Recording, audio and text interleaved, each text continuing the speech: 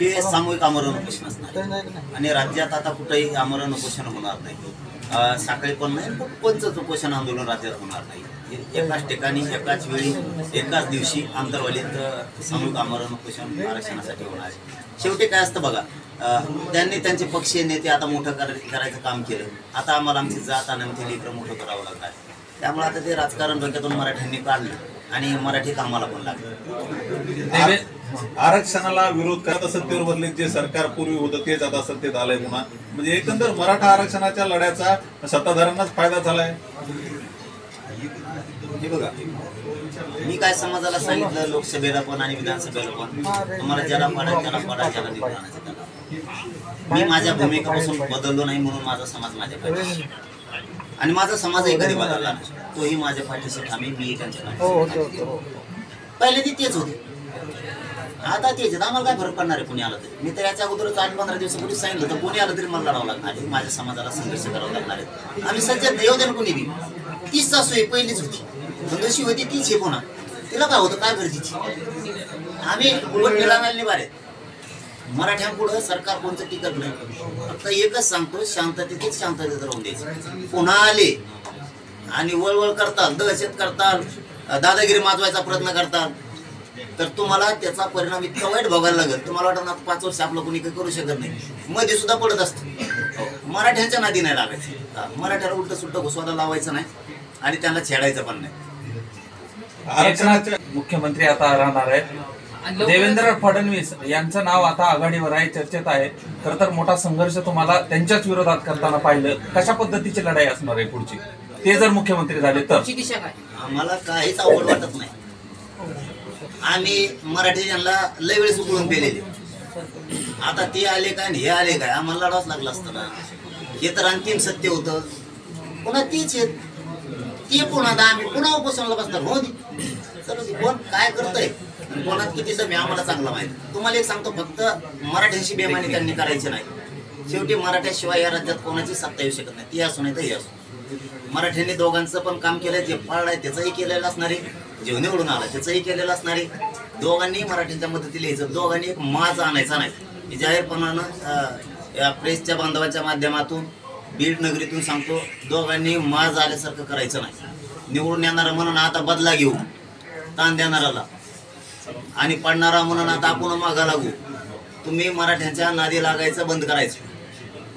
बदला घेऊन बघून फेकून काही बघत नाही कुणी. जर का कोणत्या एखाद्या मतदारसंघात बघायचा प्रयत्न केला ना, पुऱ्या राज्यातले मराठी आणि तो आहे तिथं, हे ध्यानात ठेव, मराठ्यावर माझ्या अजिबात कुणी दडपण आणायचं नाही. लोकशाहीप्रमाणे त्यांनी काम केलंय, तुम्हीही काम केलंय. दोघांनाही मदत झाली. दोघांनी आता मराठ्यांच्या मदतीला मागण्याला उभं राहायचं. दोघांनी पण पारडेला म्हणायचं नाही आता मी पडून घेतलं कवडलो. ते का मूर्ख नाही, तुला काम करणार आहे मराठ्यांच्या लोक. तू घरात दळून बसशील. पडणारा म्हणून आता 5 वर्षांनी गरज लागेल मला, ते निवडून आल्याला बी म्हणून मला आता 5 वर्षांनी गरज लागणार आहे. आता मला काही गरज नाही. गचुऱ्या धरून घराच्या बाहेर आणतील मराठी. तुला मागण्यासाठी पळावं लागणार आहे. आता तुला त्यांच्या मदतीला पळावं लागणार आहे. आणि मराठ्यांना सांगतो, आपण मैदानातच नव्हतो, आपण मैदानात होते असं टायमात झटका जाय केल्या. हे आता शेंबडे सुंबडे पळते थोडेफार. कोणी म्हणतंय आमचा पॅटर्न, कोणी म्हणतंय आमका याच्यामुळं आलं त्याचा तो हा पॅटर्न कुणाचा प्रचार केला, तो ह्या पॅटर्नने आलंय कोण निवडून, कोणाचा पाण आलो की तू. हे शेंबडे सुंबडे हे मध्ये पळत येतं, हे लाल घोटे, आणि म्हणतात आमच्या पॅटर्नमुळे आमका झालं, तमक्या पॅटर्नमुळे तमका झालं, आणि मग फॅक्टर म्हणजे जरांगी फॅक्टर फेल झाला. म्हणजे तू काय, तू बुद्धी आहे, निर्बुद्धी आहे का तू? तू काय एखाद्या बार मसडीचा पेत होता का मूत? तुला काय अक्कल आहे, पिक्कल नावाची गोष्ट आहे का नाही? एवढे मोठे काही काही विश्लेषक प्रसिद्ध प्रतिष्ठित असणाऱ्या चॅनलवरती बसते, ते बोलवते ती मंदारीने, तिथं वेगळ्या शेंगा आणतं. आमचा पॅटर्न जरांगी फॅक्टर फेल गेला. अरे मी मैदानात नव्हतो, मराठा नव्हता. जेव्हा मी मैदानात होतो ना, पाणीच पाहिजे. आणि उद्याचा दिवस पुन्हा आमचा आहे, ते डोक्यात आणू नको. आणि खाली लिहिते 2-4 टक्के फोटो टाकीते, 5-6 जणांची वर आले, बळत बळत मराठ्याच्या जीवर निवडून आले, आणि वर टाकीते खाली लिहिते आमका आमका पॅटर्न. तो प्रचार कोणाचा केला आहे? तो हे किती आलेत राज्यात, ते डिपॉझिट जप्त झाले ते बघ. आणि इकडं दुसऱ्याच कशाला राहणार तो? मी तर बाहेर पडलो असतो ना, 80-90ला बुक्काच लावला असता, पण आम्हाला काही उपयोगच नव्हता. कारण माझा सोपडा साप कधी, तुमचा मोगाचा प्रश्न होता, मी सोपडा साप कधी आम्हाला दोघं माहित होते, दोघं कामाचे नाही, त्याच्यामुळे आम्हाला आमचे द्यायचे, पण आमचं समीकरण हुकलं. त्यामुळे मी 3 तारखेला सांगितलं होतं पाठ, म्हणजे 4 तारखेला सकाळी सुद्धा सांगितलं होतं, दोनदा सांगितलं की मी राज्यात कुठं जाणार, कुठंच गेलो. मी माझ्या शब्दावर खरा भरलो.